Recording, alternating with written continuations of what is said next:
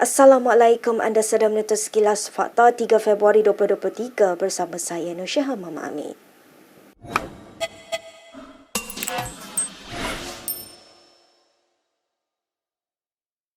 Ahli UMNO menggesa Ahmad Mazlan tidak mencampuri siasatan mengenai aduannya terhadap parti itu. Aizat Fikri Muhammad Nasir dari bahagian Kuala Nerus juga berharap Setiausaha Agung UMNO itu tidak mendahului pihak ROS dalam membuat keputusan. Memetik sinar harian yang memetik Aizat dalam satu kenyataan berkata, tindakan tersebut boleh menjejaskan kepercayaan rakyat terhadap institusi yang menjaga tata kelola pertubuhan di Malaysia.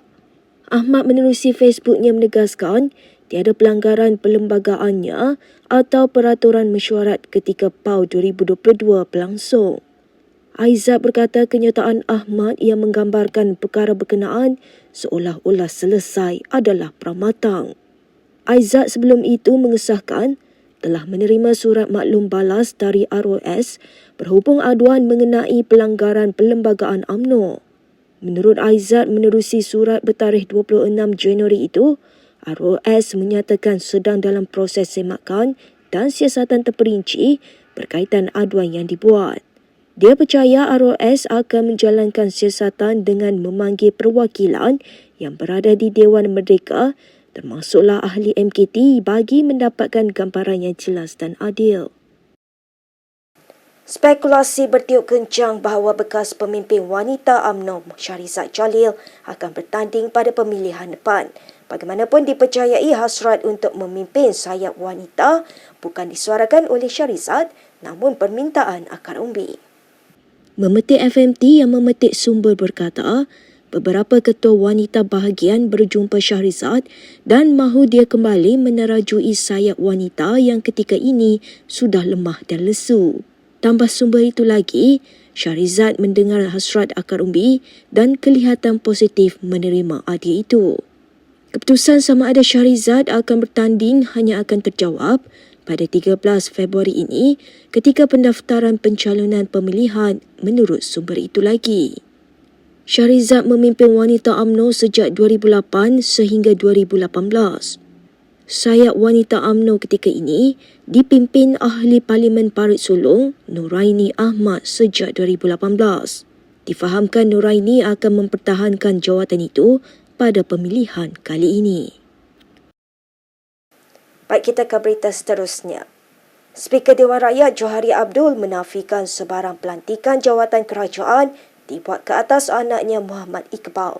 Bercakap kepada Malaysia Kini, Johari berkata Iqbal sudah bekerja bersamanya sejak 14 tahun lalu sewaktu dia menjadi Ahli Parlimen Sungai Petani. Katanya setakat ini tiada sebarang pelantikan secara rasmi dibuat untuk anaknya itu menjadi pegawai di Pejabat Speaker Dewan Rakyat. Menurut Johari, pembayaran gaji anaknya itu tidak membabitkan kantung kerajaan, sebaliknya dia menggunakan wang sendiri. Setakat ini, kata Johari, Iqbal membantunya sebagai pegawai bekas ahli parlimen kerana ada beberapa urusan yang belum sempat diselesaikan. Semalam Malaysia Kini melaporkan, dunia maya dikecohkan dengan dakwaan Johari melantik anak lelakinya menjadi salah seorang pegawai di Pejabat Parlimen. Antara individu terawal membuat dakwaan itu ialah Ahli Persatu, Badrul Hisham Syaharin, melalui ciapan di Twitter dan mempersoalkan tindakan Johari.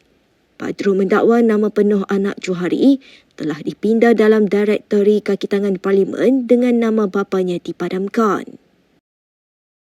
Bekas pegawai Muhyiddin Yassin menggesa SPRM menyiasat perbelanjaan pilihan raya PKR dan DAP yang didakwa melibatkan jumlah yang besar.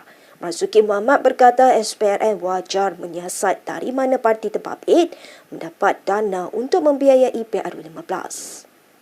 Dalam satu kenyataan di Facebook, Marzuki berkata bayaran sewa jet dan helikopter yang digunakan Anwar Ibrahim ketika kempen melibatkan jumlah yang besar.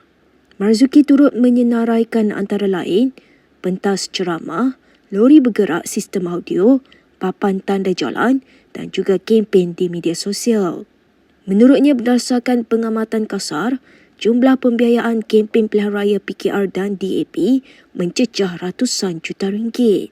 Tambah Marzuki lagi, adalah tidak adil untuk SPRM hanya menyiasat bersatu sedangkan PKR dan DAP juga berbelanja besar dalam pilihan raya. Marzuki berkata demikian mengulas siasatan SPRM berhubung Danau Bersatu yang mengakibatkan akaun bank parti itu dibekukan. SPRM belum berdedahkan secara rasmi sebab di sebalik siasatan itu. Bagaimanapun sumber yang arif mengenai siasatan itu memberitahu Malaysia Kini bahawa ia dikaitkan dengan sumbangan kewangan daripada 10 kontraktor kepada Bersatu. Berita seterusnya. Pemilihan bagi jawatan naib Presiden UMNO akan datang dijangka sengit dengan nama-nama besar bakal bertanding. Setakat hari ini menurut laporan New Straits Times, terdapat 7 calon sudah hampir menjadi calon. Antara yang disebut akan bertanding ialah bekas Ketua Pemuda UMNO Ashraf Wajidi Dusuki, Setiausaha Agong BN Zamri Abdul Kadir, Azalina Othman Said dan Johari Abdul Ghani. Bekas Menteri Besar Johor Hasni Mohamad dan Ketua UMNO Sabah Bermutaradin juga dikatakan akan bertanding merebut jawatan itu. Dalam laporan itu juga mengatakan, 2 lagi penyandang Ismail Sabri Yaakob dan Mauzi Khalid menyatakan hasrat untuk mempertahankan jawatan mereka. Hari ini seorang lagi penyandang Khalid Nordin mengesahkan akan mempertahankan jawatan berkenaan. Johari dalam pada itu disifatkan sebagai calon bidan terjun yang mendapat sokongan padu dalam parti terutama selepas memenangi kerusi Parlimen Titiwangsa pada PRU lepas. Pemilihan UMNO dijangka diadakan pada 18 Mac.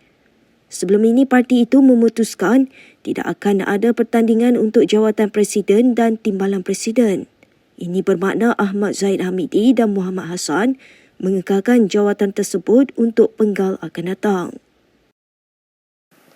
Bekas Adun Sanglam mengalami kecederaan setelah diserang dengan kerusi oleh seorang lelaki dipercayai kurang siuman di Masjid Alwi awal pagi tadi. Ketua Polis Daerah Kangar U Sharifuddin Muhammad Yusof berkata, Muhammad Zain Hamzah mengalami kecederaan pada bahagian kepala sebelah kanan. Mangsa berkata diserang oleh suspek ketika mengisi duit dalam tabung anak yatim selepas mendengar tazkirah. Polis dalam satu kenyataan di Kangar mengesahkan seorang suspek warga tempatan telah ditahan bagi membantu siasatan.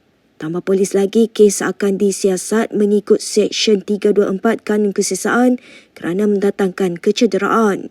Sementara itu, mangsa masih mendapat rawatan di Hospital Tuanku Fauziah Kangar dan motif serangan masih dalam siasatan. Suspek dipercayai mengalami masalah mental.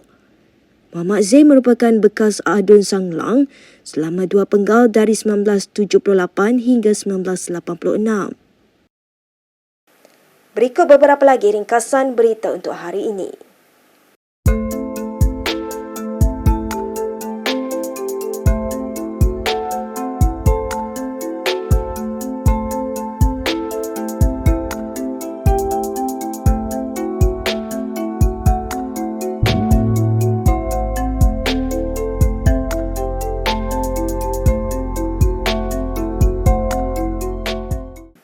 Sekian sahaja daripada saya Nursyah Mama Amin untuk Sekilas Fakta. Untuk lebih banyak berita, anda boleh melayari kinitv.com. Anda juga boleh mengikuti kami di Instagram, Twitter, YouTube dan Facebook. Salam hormat dan jumpa lagi.